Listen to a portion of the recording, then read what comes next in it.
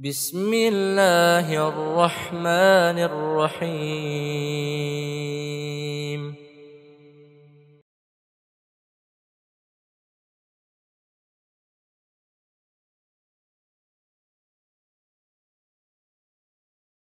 Assalamualaikum warahmatullahi wabarakatuh. Innal hamdalillah nahmaduhu wa nasta'inuhu wa nastaghfiruh wa na'udzu billahi min syururi anfusina wa min sayyiati a'malina. May yahdihillahu fala mudilla lahu wa may yudlil fala hadiya lahu. Asyhadu an la ilaha illallah wahdahu la syarika lahu wa asyhadu anna Muhammadan abduhu wa rasuluh. Allahumma salli ala Muhammad wa ala ali Muhammad kama sallaita ala Ibrahim wa ala ali Ibrahim innaka Hamidum Majid. Allahumma barik ala Muhammad wa ala ali Muhammad kama barakta ala Ibrahim wa ala ali Ibrahim innaka Hamidum Majid. Ikhwanu fiddin, ibu-ibu, bapak, saudara-saudara, jamaah salat maghrib dan salat isya insyaallah Masjid At-Taqwa rahimakumullah. Alhamdulillah, mari sama-sama kita bersyukur kepada Allah Subhanahu wa taala. Walillahil hamd, segala puji hanya senantiasa milik Allah. Kita bersyukur tentunya kita masih dimudahkan, dilapangkan untuk beribadah kepada Allah Subhanahu wa taala. Dan ketahuilah bahwasanya ketika seorang muslim dimudahkan dan dilapangkan untuk beribadah kepada Allah, ini adalah salah satu anugerah dan kenikmatan yang dititipkan oleh Allah kepada siapapun yang diinginkan oleh Allah.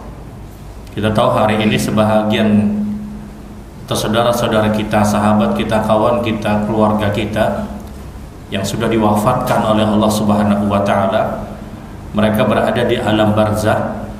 Mereka hanya mampu bertahan dengan ibadah yang pernah mereka lakukan pada kehidupan dunia. Kita masih diberikan kesempatan untuk beribadah kepada Allah Subhanahu wa taala.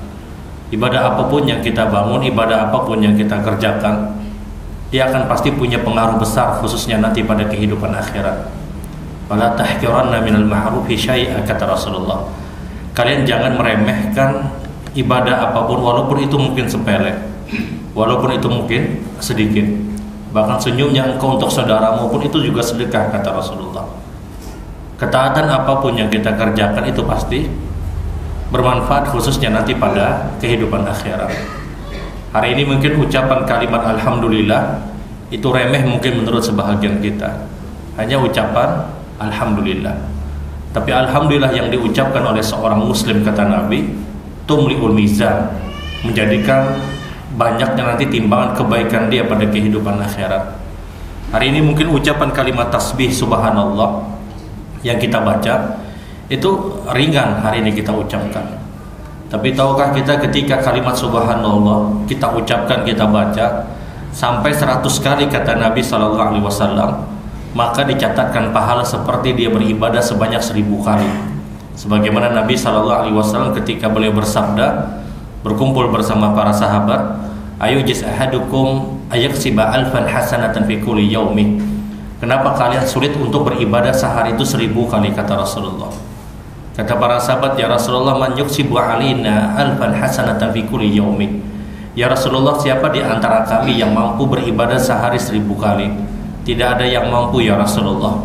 Maka kata Nabi, ucapan kalimat subhanallah 100 kali, kata Rasulullah, itu sama seperti kalian beribadah sebanyak 1000 kali. Hadis diriwayatkan oleh Imam Bukhari.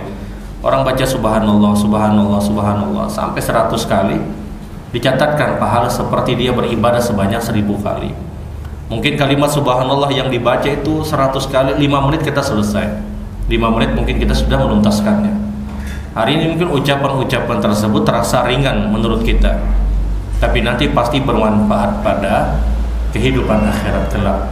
Dan kita bersyukur kita masih diberikan taufik, diberikan hidayah oleh Allah untuk terus menjalankan ketaatan-ketaatan yang diperintahkan.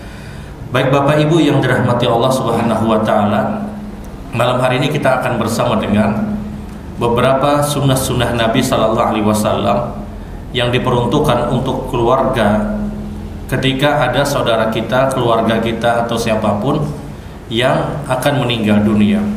Apa yang harus kita lakukan? sunnah apa yang diperintahkan Nabi Sallallahu Alaihi Wasallam.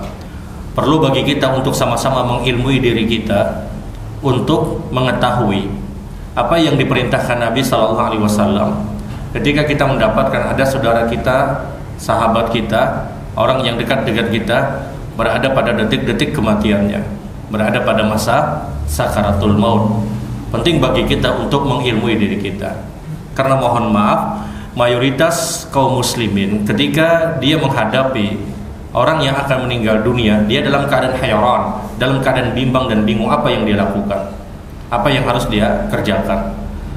Dan kalau kita mengetahui apa yang diperintahkan Nabi Sallallahu Alaihi Wasallam di saat di detik-detik kematian saudara kita, kawan kita, atau sahabat kita, atau orang yang dekat dengan kita, maka ketika itu kita telah melakukan kebaikan yang sangat besar, kebaikan yang sangat besar yang pahalanya tidak terhingga.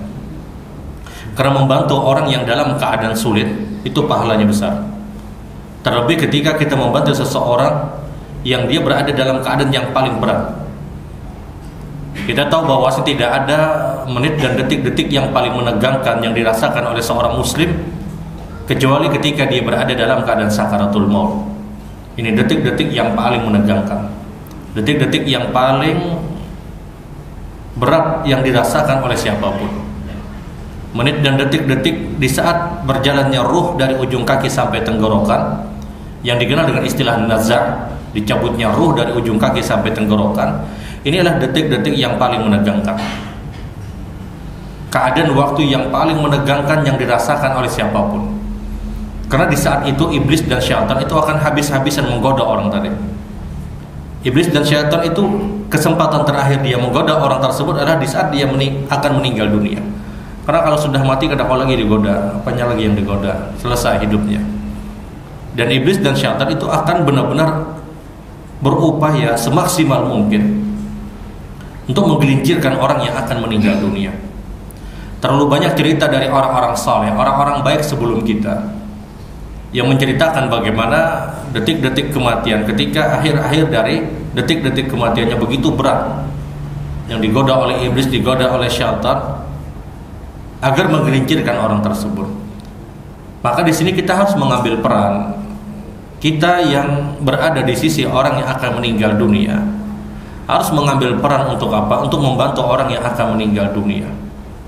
Dan ada banyak sunnah dari sunnah-sunnah Nabi Sallallahu Alaihi Wasallam yang diajarkan Rasul Sallallahu Alaihi Wasallam kepada kita semua. Di saat kita menghadapi ada saudara keluarga kita atau orang yang dekat dengan kita yang dia akan meninggal dunia, dan ada juga sunnah-sunnah yang kadang terlewatkan oleh sebahagian kaum muslimin ketika saudara kita itu baru meninggal dunia.